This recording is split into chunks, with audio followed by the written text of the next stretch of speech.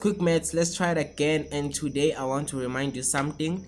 In grade 12 we deal with geometric and arithmetic sequences and series. Now I'm not capping when I say that quadratic is not part of this grade 12 sequence and series thing. I mean, think about it. Do you have something like a quadratic series? No, you don't have a quadratic series. It's only quadratic sequence. That is because it is part of grade 11, and in grade 11 we were dealing with number patterns, which are sequences. Today we are doing a recap on quadratic sequences. Now the first thing that I want us to remember with quadratic sequences is that they have two differences. There's this first difference and we also have the second difference. Now okay, let me show you something. Please, you have to note this because this is going to be like a once-off lesson, simply because it's part of grade 11 work, so I don't want to stress about it.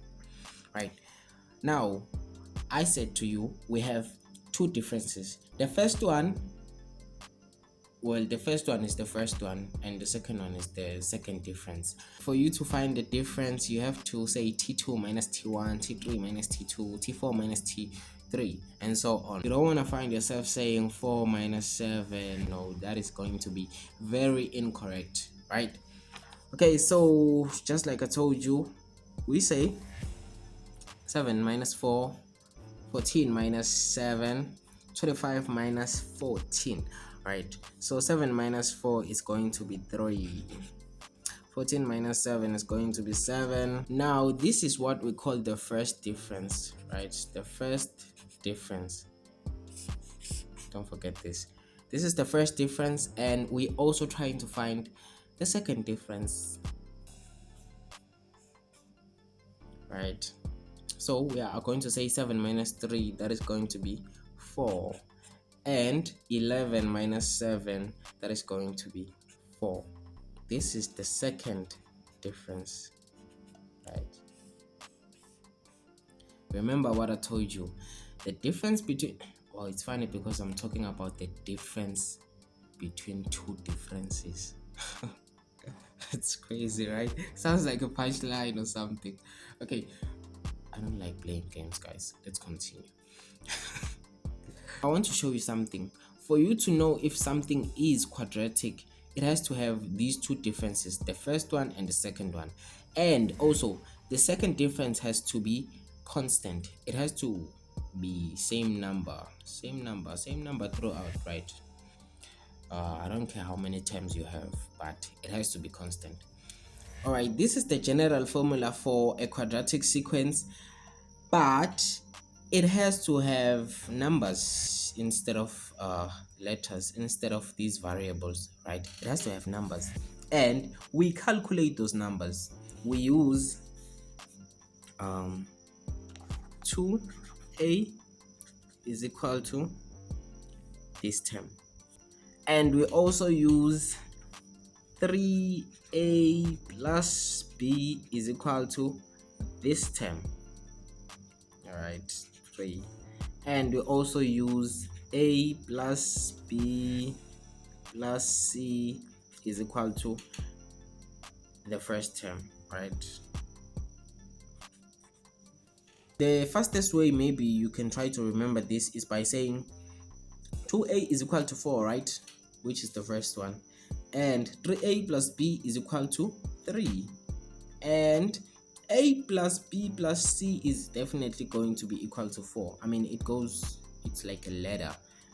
2a is equal to 4, 3a plus b is equal to 3, and a plus b plus c is going to be equal to 4. This is what we used to find these values. Now let us put these into action. We are going to solve for a in the first one. I mean, it's more like a simultaneous, so we find values and then we plug them in, and it goes on just like that. You can also do this when you're writing like an exam. They won't even penalize you. So divide by 2, a is equal to 2, right? This equation has a, so I'm simply going to plug my a where there's a on the other equation. So it's now going to be 3 into 2 plus b is equal to 3, right? So 6 plus b, well, it looks like a b, but it's 6, and then plus b is definitely equal to 3. So now I'm going to transpose b is equal to 3 minus 6. Now I can simply take these two values and put them in this equation to find c. Let's do it. 2 plus b is minus 3, right? Let's say minus 3 in brackets, plus c is equal to 4. 2 minus 3 is going to be minus 1, plus c is equal to 4. Now c is going to be 5 because I took this one and yeah, it was transposed. Or for those of you who want to see, okay, let me do it like this: 4 plus 1, because it changes sign when blah blah blah, 5, right? So I have a, I have b, I have c. So now I can take these and substitute into the variables that I have, right? So Tn is equal to an squared plus bn plus c. Now I will simply say Tn is equal to 2n squared. Now this is a minus, so I cannot say plus, it's minus 3n. Now c is 5, right?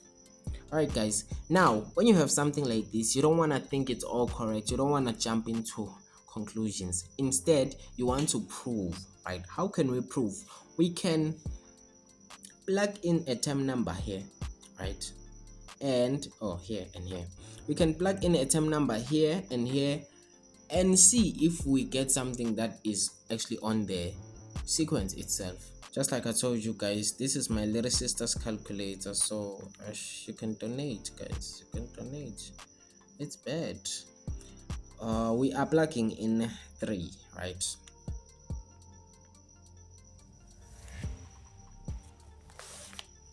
What is this? It is 14, right? And it's 14. So that's how you can actually test if it is all correct. Let us find the fourth term, right? It is going to be 2 into squared minus 3 into plus 5, right? And we are trying to find the fourth term. 4. It is actually 25, right?